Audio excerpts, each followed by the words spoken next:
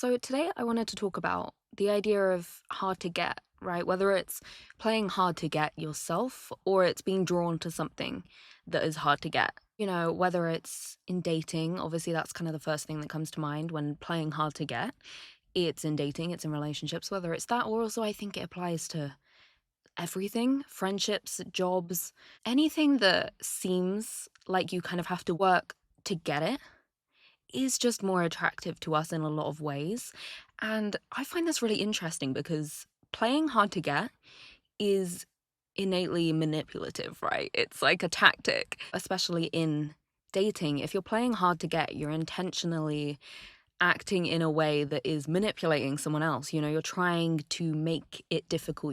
You're playing a game of sorts. Do you know what I mean? And to manipulate is generally never a good idea. It's never a good thing to do. But what I find interesting is like it works because that's how people are designed. Do you know what I mean? I'm gonna talk about that today. Obviously, like, why are we drawn to things that are hard to get? Because I just find it so interesting. But I also kind of want to talk about, like, is it toxic? Do you know what I mean? Like, is it toxic to play hard to get, to play some sort of game? Or is it like that's just how people work and that's how you sometimes have to do it? Do you know what I mean? Because I do think there's a difference between playing hard to get and being hard to get. I think being confident and, thinking you are worthy of some sort of pursuit and, you kind of want to see some active effort in someone before you give them your heart or whatever you want to say, like that. I don't think that's necessarily a bad thing. I do think that can be a positive thing, but playing hard to get in terms of like sending mixed signals and being confusing and being hot and cold, that is more where it's like you're just fucking with someone. Do you know what I mean? I think there's a difference, which is why it's tricky because some people playing hard to get is fucking with someone's head and like I said, being hot and cold and sending those mixed messages. But also some people playing hard to get is just being a little bit at arm's length, um, just to make it seem like it's not that easy. Do you know what I mean? Which I don't know. I can't tell if I think it's toxic or if I think there's some parts of it that can be positive, because whether or not it's toxic or not, it does work. Um, which like, and I think one of the reasons for that is the uncertainty, right? Like having a level of uncertainty as to, let's stick to dating now, whether or not something's reciprocated, whether or not someone's interested or something, having that uncertainty there, that does make you more mentally preoccupied with thinking about this person. It will make you think about it more. It will go round your brain more because we as people, which is one of the reasons why it works, we don't really do well with uncertainty. Like we as people, like we like to have answers. We like to know what's going on. We don't like gray areas of uncertainty. And it does cause us to fixate on things if they are in that grey area, which, like I said, toxic or not toxic.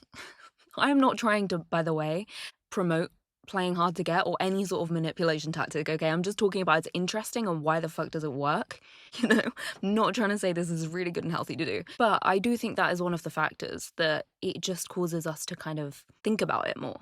I also think when something seems harder to acquire, we perceive that it has more value, right? And this doesn't just have to be in dating. It applies to that, but it also applies to, like I said, jobs and friendship groups. Like, for example, in a job, if it's got like thousands of applicants and there's like quite a tough interview process and it's quite hard to get, we might think this job is a better job to get because it's so hard to get.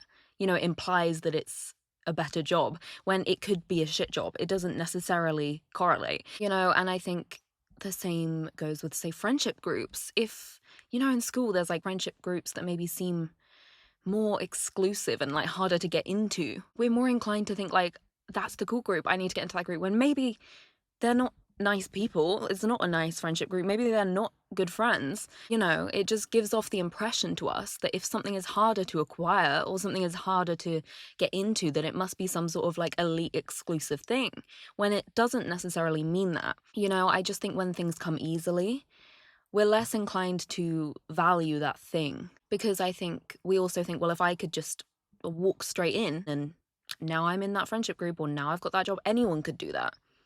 It doesn't require any sort of like skill or anything, so it can't be that special. We don't really like give as much of a shit about that thing. But I think what's interesting is when you grow up, I think sometimes you tend to value things that come more naturally sometimes. Do you know what I mean? I still think people are wired to like that kind of challenge of like, oh, it's difficult. You know, it must be like really elite and cool. But also I think, you know, when it comes to like dating and friendships, sometimes you kind of hit a point where you're like, if it comes naturally and it feels right, I would prefer that. And if it feels really difficult, then perhaps it's not the right thing. Do you know what I mean? I think that's something that when you grow up, sometimes it kind of flips on its head and it's like, but if it seems like it's not a natural fit, again, whether it's dating or a job or friendship, you know, if being friends with someone feels quite difficult or it feels like you're trying to like earn something all the time, you might think, well, it's probably not the right thing for me. Because when things, you know, flow naturally, it seems like maybe that's more for you. Which is what's interesting. It's almost like both ends of the spectrum. Like we like working for things, but we also like when things are really easy. You know, both opposite ends of the spectrum make sense in our brains for some reason. And, you know, obviously it is to an extent like a primal human thing that we're wired to like challenge. And again, it's the perceived value of things seeming like they have more value if they're harder to get. Like, I think that's kind of just a primal human thing. Like, do you know what I mean? But you know, like the phrase treat them mean, keep them keen or whatever. It's just like, you know, it's promoting like playing the game and doing the cat and mouse thing and being something that you have to chase and be kind of out of reach, and it makes you more attractive and more wanted and stuff. And it sometimes does, but also sometimes people then just like the challenge, but they don't want the thing. They just want to be able to get it so that they feel better, and it kind of strokes their ego that like, I got into the exclusive thing, now I can leave, I just wanted to know I could do it, you know, which is a reason for why playing hard to get is maybe not the healthiest thing, because some people just like to play the game, they just like to chase, you know, and get that kind of ego stroke of like, I got that thing. And you know, you could end up with people seeming interested, and then when you finally are like, okay, fine, we can date or something, you know, they're like, it's boring now. Do you know what I mean? You can kind of attract those kinds of people that love the game playing of it all. And I think as well, the type, if we're talking about dating, the type of people that it can attract is people with really insecure attachments. Like, not to be too therapy on you right now, but also like people that like that hot and cold mixed message things are people who tend to have an insecure attachment. And, you know, whether that's they're trying to, like I said, prove to themselves that they are worthy of things and they can get them, but they don't necessarily even want the thing. It could be that, or it also could just be people that are quite avoidant in the sense of they don't really want to be in a relationship, because you keeping yourself always at arm's length means that they can kind of be involved, but they're never really having to be that close or vulnerable with you because you're not letting them. So it's kind of perfect for them. Do you know what I mean? Because it's like, oh, I can play the game and like, I don't have to open up or actually do anything or be real in this. Do you know what I mean? You know, like I said, though, there is a difference between playing hard to get and being hard to get. I'm not saying that you necessarily need to be like super easy to get either. Like, just do whatever the fuck you want. But I think if you wanted, you know, like a proper long-term relationship or something, you could be attracting the wrong crowd by playing hard to get, which is probably common sense, and I think everyone could probably work that out. But like, I do think it, like I said, can attract people that just don't necessarily want the same thing as you. You know, it could be that ego stroke, it could be not really ready for a relationship, but like the game, and then like never actually want to be with you, you know. It's just, like I said, it depends what you want, because also sometimes you might just want to date and play the game and not have anything serious, and in that way it could be fine. But I do think as well, like for women in particular, I think being uninterested in someone and saying no for a long time wasn't really accepted. You know, when people would pester you and people would be like, come on, like try and like coerce you into things, and like no was not taken necessarily that seriously for a very long time. And I think now if you're not interested, it's good to say no and mean no, and when you are interested, say yes. And like, do you know what I mean? Because I think that's fairly new, that, you know, women are being very upfront about, yes, I'm interested, no, I'm not interested, like, no. Do you know what I mean? And I think it could be unhelpful to be not interested and seeming like, oh, maybe you've got a chance, maybe I'm interested, maybe that's, because it's just kind of getting rid of the merit behind your no. It's kind of losing its meaning, because it's like, well, you said no, but then you did this. It's confusing men more. Do you know what I mean? When no means no, I feel like it's helpful to say no and show no, and not imply that no doesn't mean no, because it kind of makes some men, depends who, but there are a lot of men out there that think they can kind of try it even when you're saying no. So I think it depends who you're working with, but sometimes it's important to be clear and not make people think that they can push it. Do you know what I mean? Like, no means no. So that's kind of like another part to it. But yeah, like I was saying about sometimes when you're older, I think that you appreciate things that feel more natural. And if it feels super hard to get, then maybe it's not a great fit. Sometimes when relationships kind of start with that game playing and that manipulation, they can kind of be like a flash in the pan kind of relationship where the foundation of the relationship was, being created in this kind of like chase cat and mouse thing again. And then when you're trying to actually, if you actually want to then have a relationship, it's kind of like you started on a weird foot where it's hard to then gain back that respect, but also gain back that like safety that like, okay, we're not playing games now. We actually do want to be with each other. And it can just be a bit confusing, and like relationships sometimes that start like that can kind of just be more of like a flash in the pan situation where it's like, yeah, we've kind of fucked it from the start. Do you know what I mean? Not that you can't like flip it around. It just will take more work than if you were honest from the get-go, I think. I think a lot of people only really experience like success in healthy relationships and things when both people are being transparent and they're honest and they're not interested in playing any games. I think a lot of people would say they got into their best relationship on that foot. Do you know what I mean? It's more rare to hear like, yeah, we met playing hard to get for each other, and like, I don't know, because there is a level of like it being cute, but do you know what I mean? At the start as well, it's cute it's kind of flirty. Like there's so many like levels to it. This is what I mean. Like there's definitely a manipulative, I'm fucking with your head level. But also there's like at the very early days, it's kind of flirty sometimes to be like, will they, won't they? Do you know what I mean? And kind of have that like tension between you. Do you know what I mean? Is sometimes really nice. And you can kind of look back on it and be like, oh, do you remember when like I asked you to this thing and I didn't know if you're going to say yes? Do you know what I mean? Like that's a level of hard to get that I think can be quite sweet. And that's also what I mean by the not necessarily playing hard to get, but just being a little bit harder to get. Like not having someone immediately think, yeah, I met you and I instantly knew you were super interested in me and wanted to date me. Like having that kind of like, I'm holding back a bit before I like, I actually want to know how I feel first.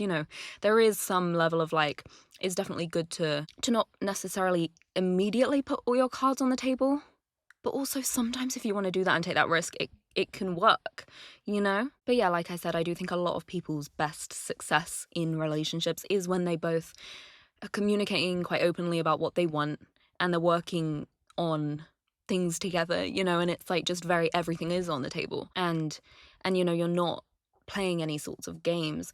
A lot of people are like, that's all I want. I am not interested or attracted in anyone that's playing any sort of game, which is also completely fair. But if I'm going to play devil's advocate just because it's fun on this podcast, say in like a really long-term relationship, obviously things can get quite routine.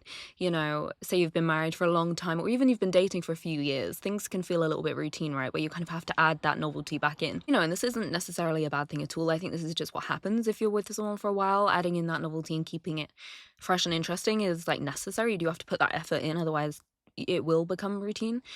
It could be possible that, say you've been with someone quite a long time, not adding back uncertainty that to the point where someone is anxious and stressed about the like health of your relationship. That's not what I mean. But adding like a little bit of like uncertainty. A little bit. Sometimes it can remind people of what they have, if I'm being honest. I think sometimes we do get used to things. We do get used to what we have, and sometimes having like a tinsy amount of uncertainty just to remind someone occasionally, like I said, playing devil's advocate, could it be possibly disengaging in a very long-term relationship? Doesn't need to be very long, but like long, to have complete and utter, don't even have to question it ever, safety with someone, in the sense that like this person is not going anywhere, this is the end all be all, we're done. Is it possibly disengaging? After a while, do we sometimes have to add in that little level of like uncertainty? You know what I mean? Because like I said, we do get used to what we have. For example, if someone's not answered their phone for hours or something and you have that little like, oh, like, I'm not sure. Sometimes I think they can remind me that I'm lucky to have what I have, because I do think it's easy to get too comfortable. It's the same thing, I think, as well, that I think sometimes a little bit of jealousy, like it's so like, I do not mean like you don't trust this person, but like a little bit of jealousy sometimes can be good. Do you know what I mean? If someone like, say, flirts with your partner, sometimes it reminds you that your partner's hot. Do you know what I mean? Like, not that, do you know what I mean? Not that you think your partner's not hot, because obviously you're with them, so you probably think that, I would hope. But like, reminds you that other people will be interested in this person. This person is, has stuff going for them. And sometimes it's kind of that tiny bit of jealousy of like, they would never do anything. Of course, if you don't trust them, that's an actual issue. But like that little bit of like, oh, someone's hit on them, and like, do you know what I mean? It like kind of is like, oh, like I'm a little bit jealous, and it's like it kind of wakes you up a little bit to like, oh my god, they are hot, and other people want them, and I'm lucky to have them. And that, I think that tiny, that's what I mean by like a little bit of uncertainty, where you're not actually uncertain about the relationship, but something that just reminds you that this isn't a given. Being with this person is not a given. You do have to make effort with people, and it's great to feel safe and to feel comfortable with someone is so important. I think if you're with someone for a long time and that's not there, that's that's not relaxing or positive at all. But I think obviously feeling that 100% of the time always can lead people to get too comfortable, Sometimes those tiny little reminders, say you're walking down the street with your girlfriend and she looks really good, and you see a guy look at her, like check her out a bit, and you kind of feel that pang of like, do you know what I mean? Sometimes that can be a good thing. I think it's important to be reminded that you are with someone that is desired by people, possibly, and like that's a good thing. Do you know what I mean? Like, they're choosing to be with you. Do you know what I mean? It's like, it's a good kind of level of like, I don't know, I think it's that human primal thing. It's not like we're like ungrateful fucking people, but people are kind of innately a bit ungrateful because we just acclimatized what we have, and that's, again, human. We need to do that. But it sometimes is necessary to be woken up a little bit, I think. I don't know. Let me know your thoughts. I just think every now and then a little sprinkling of like, oh shit, sometimes is good.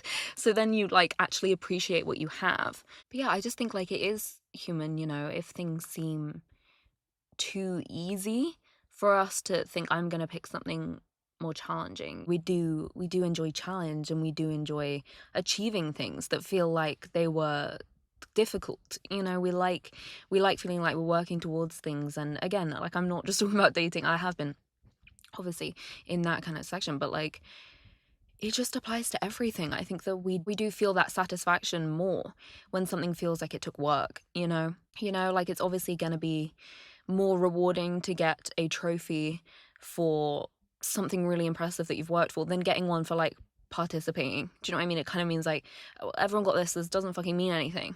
You want one that feels special. You want something that feels like, yeah, I fucking did it, because we like that challenge, and we like to feel like we're getting things done that mean something, because as much as I said, sometimes we go for hard things just to stroke our own ego in like a kind of shitty way, just to be like, yeah, I did it, like just proving that I can, like kind of coming from a bit of an insecure place. But sometimes it's healthy, I do think it's good for us to like to, do things that show that we're competent and that we can earn things and that we're hardworking and things, Sometimes it's not that kind of stroking your ego, but it's like it makes you feel good to achieve things and be proud of yourself for working on things, This is why I find it so interesting, the whole hard to get theory, There's such a spectrum of like it being manipulative and unhealthy and toxic and an insecure kind of thing, and then it can kind of also be healthy and just how we work, and it's good to go after things, and it can be good, like I said at the start of the relationship, sometimes to have that kind of flirty like tension and stuff, and like it can be good, but it can also be bad. It can be manipulative, but it can also be healthy. It can be sweet, but it can also be really confusing and messed up. Like, it depends how you're doing all of it. But if done correctly and not a lot, it can also like have positive effects. It's not necessarily just bad. It depends on your intentions, I guess. At the end of the day, it depends on your intentions. It's a lot of the time not a good thing to be doing. It so depends. Because also a lot of the time, like I said, we have this like perceived value of things that are harder to acquire. A lot of the time, the things that are harder to acquire do have more value. A lot of the time they do. But not all the time. Sometimes it's an illusion. But Yeah, let me know your thoughts. I find this a really interesting topic because, like I said, it's such a spectrum. Like, where is the line, you know? It's nuanced. It's so fucking nuanced. There's so much to it. So let me know your thoughts. Thank you for watching. Thank you for listening if you just listened on Spotify. And yeah, I will talk to you next Tuesday.